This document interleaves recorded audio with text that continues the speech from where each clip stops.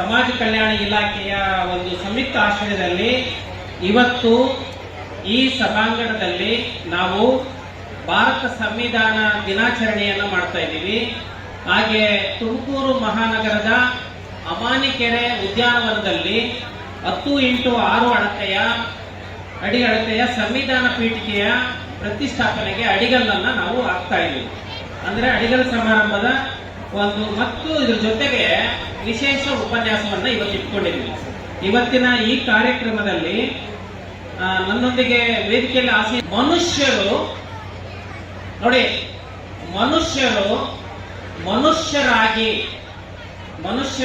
ಮನುಷ್ಯರಾಗಿ ಬಾಳಲು ಅಂದ್ರೆ ಬದುಕಲು ಅವಕಾಶವನ್ನ ಕಲ್ಪಿಸಿದ ವಿಶ್ವ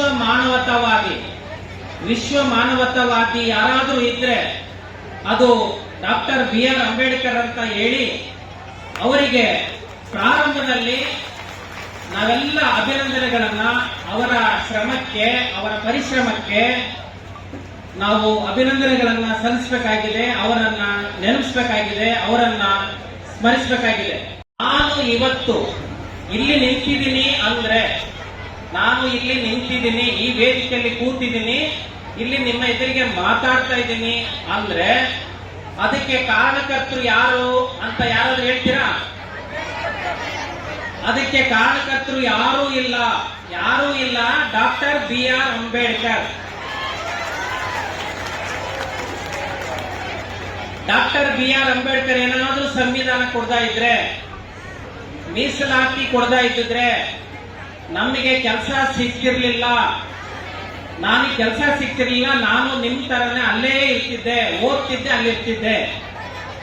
ಓದಿದ್ದೀನಿ, ಮೀಸಲಾತಿ ಕೊಟ್ಟಿದ್ದಾರೆ. ಮೀಸಲಾತಿ ಕೊಟ್ಟಿದ್ದಕ್ಕೆ ನನಗೊಂದು ಕೆಲಸ ಸಿಕ್ಕಿದೆ. ಕೆಲಸ ಸಿಕ್ಕಿದ್ದಕ್ಕೆ ನಾನು ಇಲ್ಲಿ ಬಂದಿದ್ದೀನಿ, ಇಲ್ಲಿ ಮಾತಾಡ್ತಾ ಇದ್ದೀನಿ. ಕರೆಕ್ಟಾ?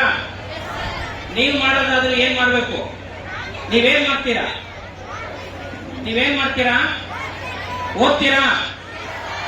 ನಾನು ಓದದಲ್ಲೇ ಇಲ್ಲಿಗೆ ಬಂದಿಲ್ಲ. ಇದು ಕ್ಲಿಯರ್ ಆಯ್ತಾ? ನಾನು ಓದಿದ್ದಕ್ಕೇನೆ ಆಫೀಸರ್ ಆಗಿರೋದು, ಪರೀಕ್ಷೆಯಲ್ಲಿ ಪಾಸ್ ಆಗಿರೋದು, ಆಫೀಸರ್ ಆಗಿ ಇಲ್ಲಿ ನಿಮ್ ಜೊತೆಗೆ ನಿಮ್ಮ ಮುಂದೆ ಮಾತಾಡ್ತಿರೋದು.